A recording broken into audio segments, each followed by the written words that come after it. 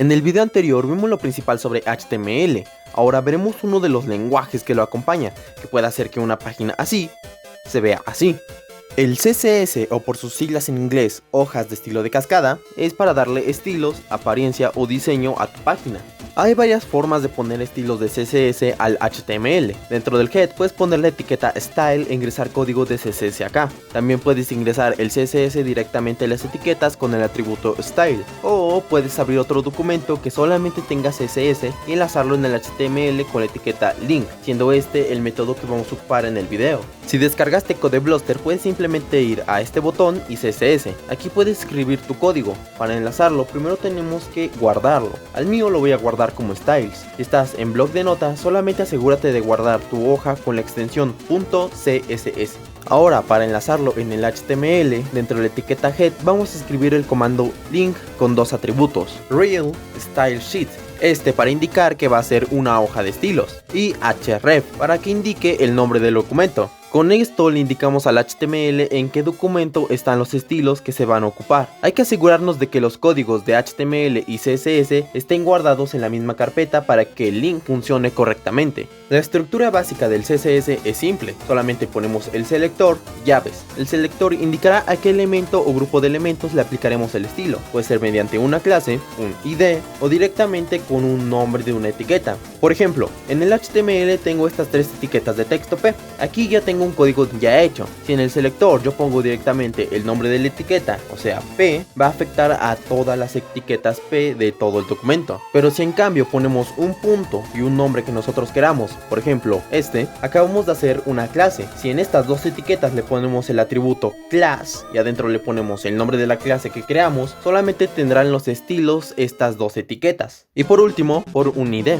Si a estas etiquetas le ponemos el atributo ID, es como ponerle un nombre para identificar tu etiqueta, y puedes ponerle el nombre que tú quieras. Ya teniendo esto listo, en el CSS utilizamos numeral y el ID. Esto hará que el estilo solamente le afecte a la etiqueta que tiene el ID que nosotros pusimos. Teniendo esto entendido, vamos a empezar con los comandos. Como apenas vamos empezando, veremos primero las propiedades que afectan a los textos. Color. Este comando hará que todo el texto que contenga la etiqueta cambie de color. Para usarlo solamente ponemos dentro de las llaves el nombre de la propiedad, doble punto, y aquí pondremos el color que queremos que tenga. Podemos ponerlo con un nombre en inglés, por código hexadecimal o por RGB. Los nombres en inglés funcionan, pero son algo limitados. Si quieres un color más específico, usa los otros dos, como el hexadecimal. Este código tiene 6 valores. Por cada 2 valores representa un color, el rojo, el verde y el azul. Estos valores darán desde 0 hasta el 9 y de la A hasta la F. Si tenemos todo en 0, o sea el valor más bajo, va a ser negro porque no tiene ningún color. Pero si tenemos todo en F, dará blanco debido a que tenemos todos los colores al máximo. Puedes buscar páginas como esta donde seleccionas el color y te da el código hexadecimal. Lo mismo con el RGB, solo que sus valores cambian, van desde 0 hasta 255. Font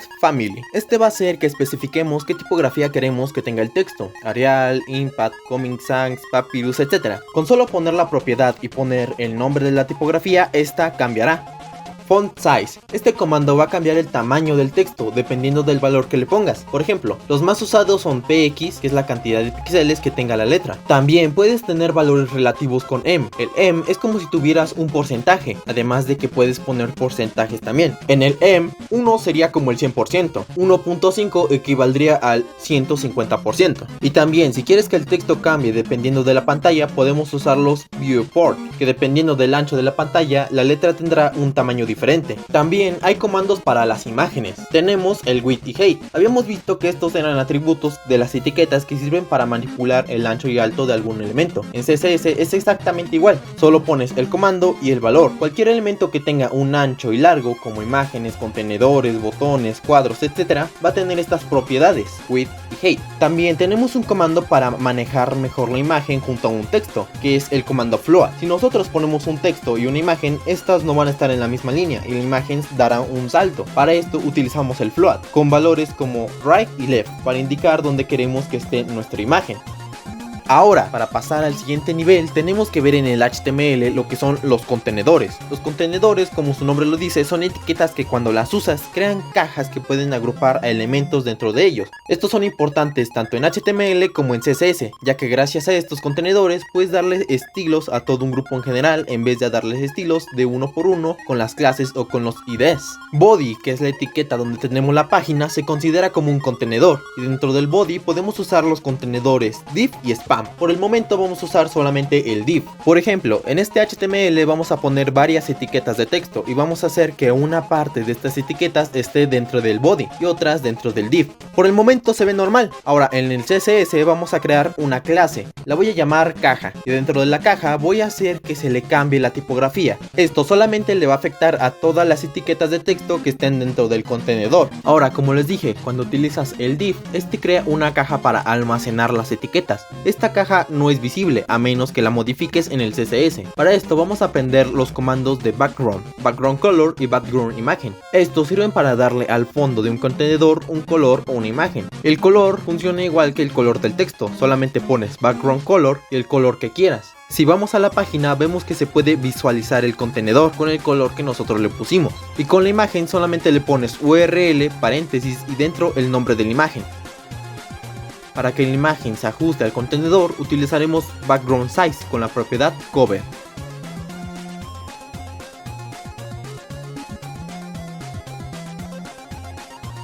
Estos comandos de background también lo podemos utilizar dentro del body, haciendo que podamos cambiar el fondo de nuestra página web. Pero si no quieres que tu contenedor tenga un fondo, más bien el borde como tal, puedes utilizar esta propiedad, border. Aquí tienes que especificar tres cosas. Primero, el tamaño del borde. Este puedes especificarlo con valores que ya te enseñé como en los píxeles, para después poner esta palabra, solid. Para definir que es un borde continuo y sin interrupciones. Y después con palabras o con colores hexadecimales puedes poner el color que quieres que tenga el borde. También están padding y margin. Padding da un espacio entre el borde y los elementos que tiene dentro de la caja del div, mientras que margin hace lo mismo pero con los elementos fuera del div. El de margin también funciona con imágenes, haciendo que la imagen se separe de lo demás, ya sea de texto o de otras imágenes. Antes de continuar les tengo un ejercicio para ver si comprendieron bien. Van a crear una página donde muestren cuál es su lugar favorito. Tiene que tener un título, un texto donde digan que les gusta del lugar, una imagen a la derecha del texto y debajo de esto un contenedor con un color de fondo, donde tenga un texto con estas propiedades. El texto va a ser una frase que ustedes elijan. De ahí en fuera pueden ponerle todas las cosas que ustedes quieran. ¿Qué tal quedó tu página? Esta es la mía. Ahora que ya vimos los contenedores, tenemos que ver algo muy importante, que es el posicionamiento de los objetos. El posicionamiento original de las etiquetas div es donde ocupan el ancho disponible y comienzan desde una nueva línea.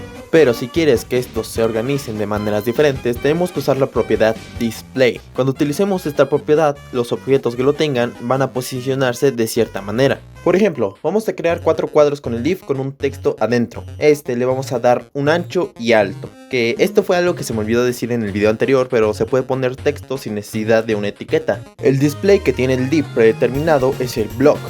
Hace que el elemento ocupe todo el ancho disponible y cuando aparezca otro elemento da un salto de línea. Si cambiamos este valor y le ponemos al display el valor inline, veremos que los cuadros se hacen más pequeños y todo se queda en una sola línea. El inline hace que todos los elementos se alineen en una sola fila, además de que si usas en inline, el contenedor va a ignorar los valores que le des de width y height, ya que solamente ocupará el espacio que sea necesario. También puedes usar una combinación entre estos dos. Si usas inline block, vas a poder alinear los elementos en una sola fila y se respetarán los valores de width y height.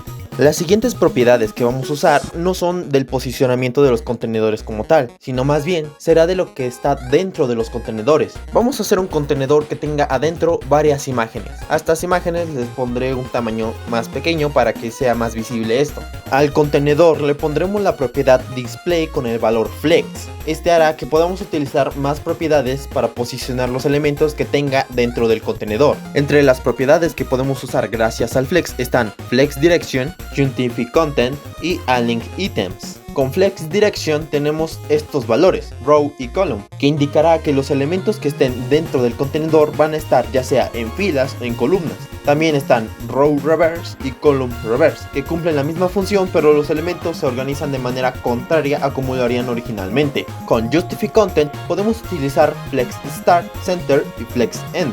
Esta propiedad hará que los elementos se pasen a una parte de la página, ya sea al inicio, al centro o al final. También está Space Between y Space Around. Between hará que todos los elementos se acomoden de tal manera que el primer y último elemento estén en ambos extremos y los demás elementos entre estos dos. Con Around es igual, pero este deja espacios entre el elemento y el borde del contenedor. Y por último, Align Items. Este tiene los mismos valores que Flex Start, Flex End y Center. Su diferencia es que este no acomoda horizontalmente, sino verticalmente. Esto fue con la propiedad Flex, pero existe otra propiedad llamada Grid. Cuando utilicemos Grid nos va a permitir usar más propiedades como Flex. Grid nos permitirá acomodar los elementos con tablas, o mejor dicho, con filas y columnas. Por ejemplo, vamos a utilizar la propiedad Grid y vamos a utilizar Grid Template Columns. Este nos permitirá darle una cantidad específica de columnas y definir el espacio entre ellas. Si aquí ponemos dos valores, se crearán dos columnas y los elementos se posicionarán en esas dos columnas. Si ponemos un valor más, la propiedad va a crear tres columnas. Esto funciona igual con las filas,